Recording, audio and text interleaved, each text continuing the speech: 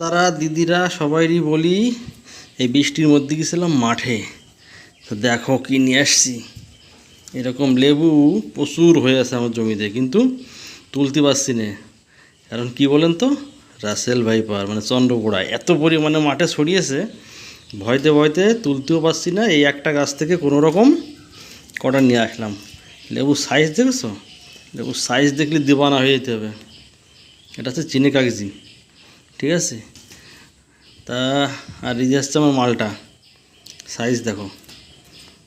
এবার যাক, মোটামুটি আমার মাসির বাড়িতেই সব বাড়ি কটা দিতে হবে, তারপরে যদি কটা থাকে বিক্রি করব, ঠিক আছে। এই লেবুটা কিন্তু দারুণ রস মিষ্টি, কিন্তু আমাদের বাতাবির মতন একটা ফ্লেভার, এর জন্যই এর মার্কেট নেই। তা নাহলে এর যা সাইজ, এরকম সাইজ মার্কেটে মৌসম্বি কমই আছে,